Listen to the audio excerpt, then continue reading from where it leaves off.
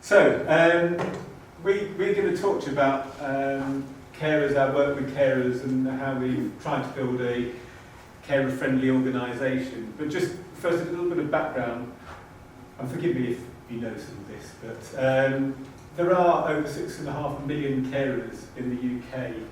And I think, you know, I've been a carer at times, and is a carer.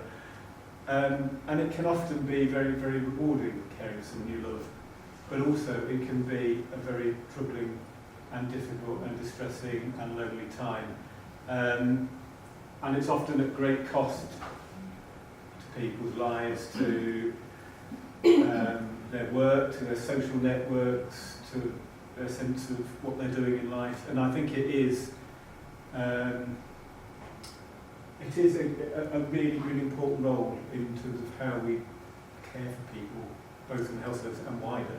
And often carers support very, very vulnerable people through traumatic and difficult times, and the support that they give not only helps the people that they love, but it helps us as a health service. It keeps a lot of the people that we work with well, it keeps a lot of people employed, it keeps a lot of people connected.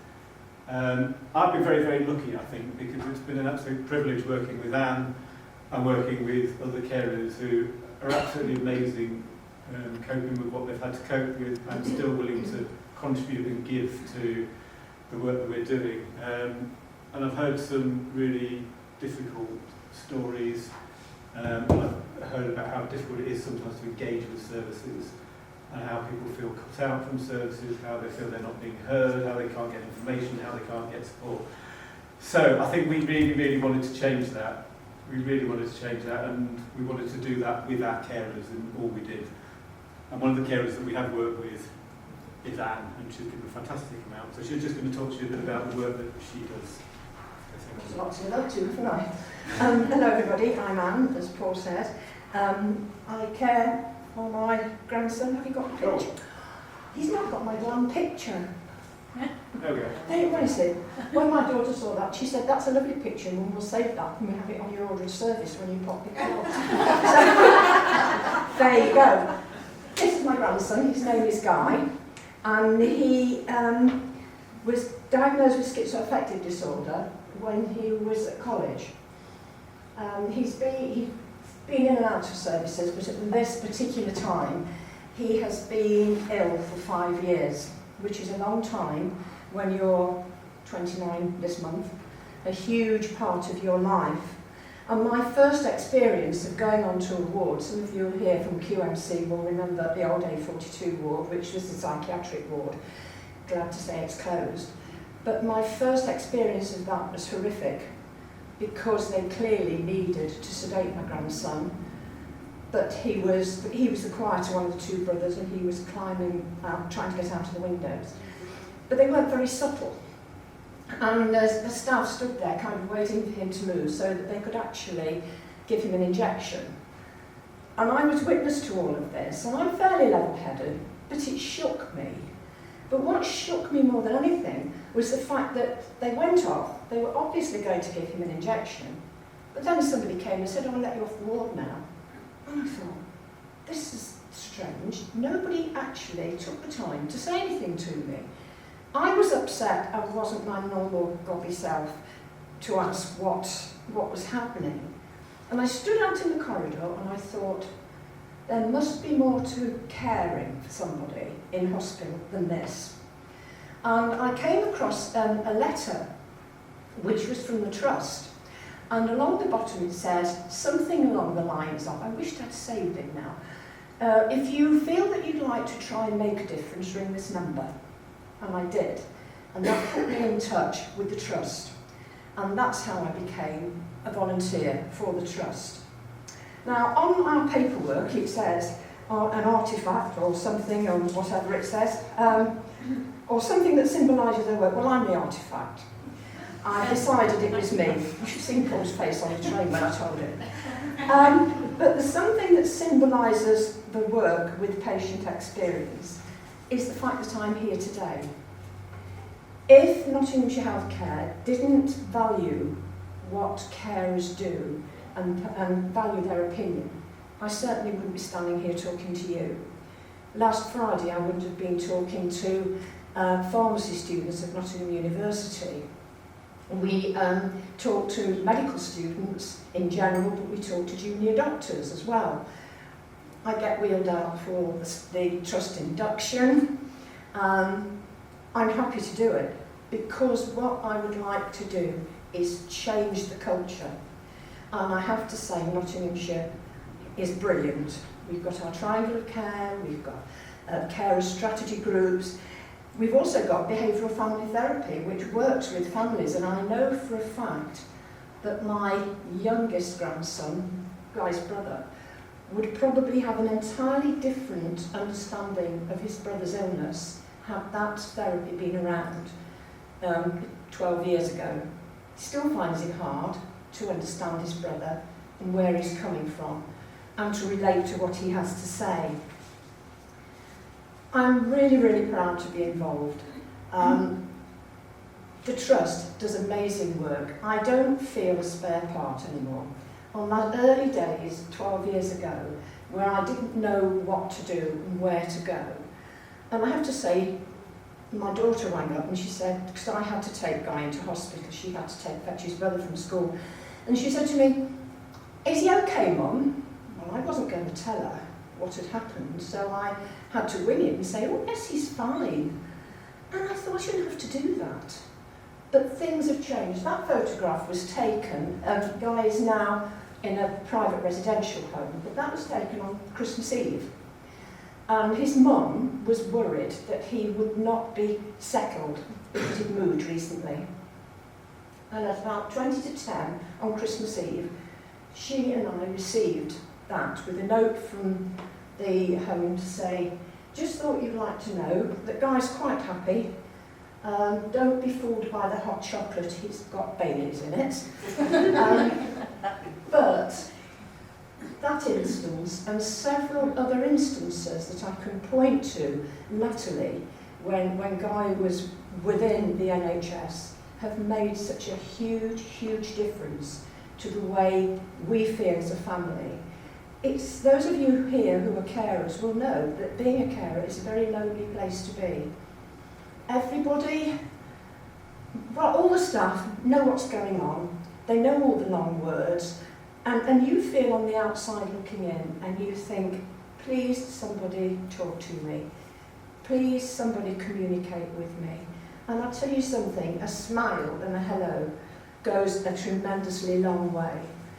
So, what my message to you is, think carer. I think Notts Healthcare has given me a voice and given carers a voice and encouraged us to use our voice to make things better for carers. And just thank you, Notts Healthcare, for all the work that you do for carers. And I'm quite happy to get up at 5:30 and come and meet all of you lovely people. But if it's going to help people change the way they work and they relate to carers, I'm all for it. So thank you very much for listening. Thank you.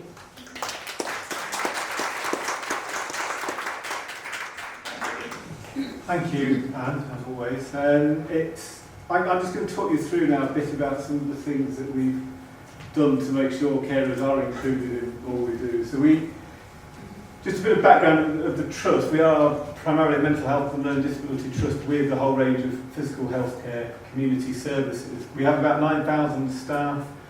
We have about 150 plus teams across 100 sites. So it's a big trust, a wide range of services. So having listened to people like Anne, it was going to be a real challenge to try and get the whole of the organisation focused on carers and to think about how do they work with carers, how do they involve them, communicate with them, support them. So we kind of, my team is one of those teams that when they decide they want to do something, they do something. And very tenacious and said, right, we're going to make sure we launch this big and we're going to make sure that it gets noticed and we're going to make sure that the leadership of the organisation works with us on this. And we have that photo there of our launch event of our strategy in 2015, and we had about 140 people, which was staff, voluntary sector organisation, Carers. And it was launched by Ruth Hannah, who, if any of you know Ruth Hannah, she was the kind of carers lead at the Triangle Care lead at the Carers Trust. And it kind of got it in the kind of headlights of people that were around at the time. And that helped us start to get it moving. And we did get the board were on board, staff were on board. We started to work with our teams. We had a wonderful group of carers to work with us. And we wanted to keep it visible. One of the things that we continued it was events. So that in fact, we have a leadership council, which is 150 leaders in the organisation, and we kind of launched it to the leaders in the organisation because we wanted all of them to know what we were doing and why it was important to work with carers. And that was when we kind of started the journey of the Triangle of Care, but I'll come on to what the Triangle of Care is in a minute. But we felt it was important to just keep it in the limelight. And I think there was part of it was just an expectation. We wanted every team to be thinking about how they work with carers, how they were supporting carers. And we built it over time, so it wasn't everything happened at once. We have purposely tried to evolve it over time. So we did, my slides are in a different order to what I've got. Hang on. I'm going to whiz through. So, there we go, back on track.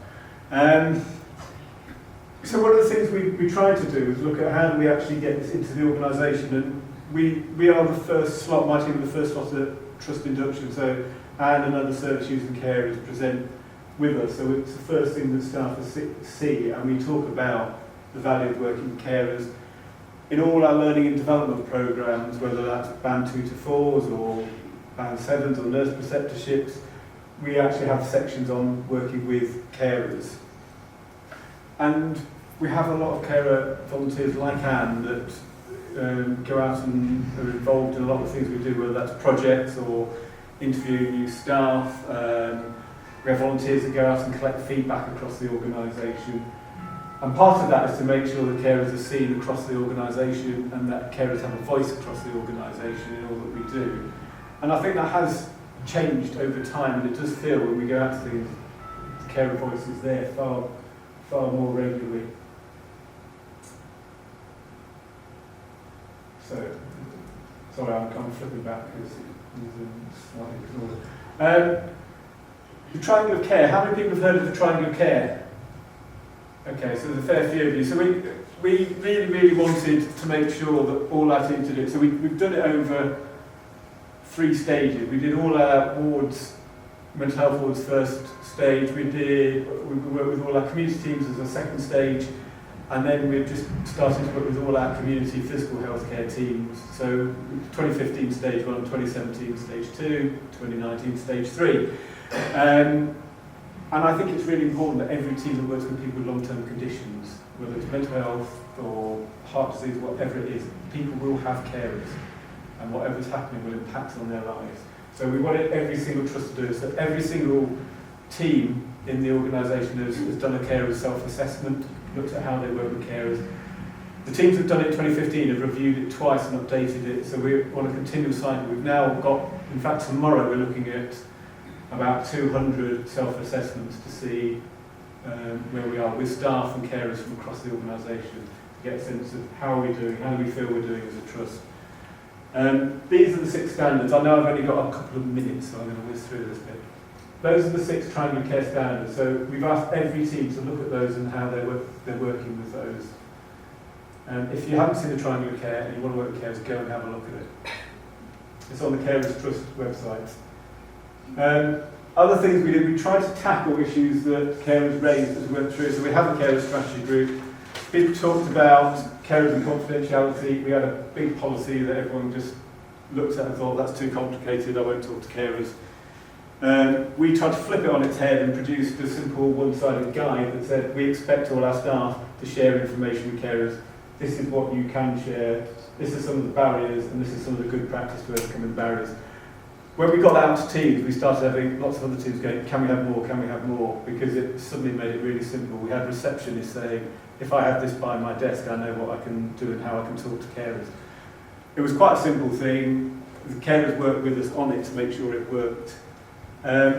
Crisis, a really big issue for carers, when particularly people with mental health issues are in crisis, what happens and how do you cope with that? So we have worked on information, we've worked on trying to talk to people who run those services so they understand what happens. So as we go through, we try and pick those up. We've got a carers survey that we do to try and pick up on issues. We've got carers forums across the organisation as well, where we try and make sure that issues can be discussed and we can pick up on those. We've produced films. I'm going to do this bit in 1 minute. Okay. So this is just the headlines. Yeah, I won't be able to go into any detail. We have produced films with carers so that teams can use those. On the front page, there's a carers section on the website so that teams can find information, carers can find information about what's going on. We use social media a lot to let people know what's happening and what we're up to and how carers can connect with different things. And we try to produce information to support carers. We produced a quick guide for staff which just gives them where all the support is for carers, and we're trying to make sure that every member of staff knows where to find that and how to use it so that if they come across carers they can point in the direction of support. And I think that is it. This was just our other artefact, but I quite like it. It was a finale. But it is about making sure people are involved in all we do. And that's a photo of some of our wonderful volunteers and our chief exec who came down with us. But he said that the culture of the organisation has to have involvement as a bright, shining light. And I think what we're trying to do with this is work with carers at every step and make sure that this works for them, because if we don't work with carers, I don't think we can properly have a caring, compassionate NHS if we ignore those 6.5 million people that often struggle. So thank you. Thank you.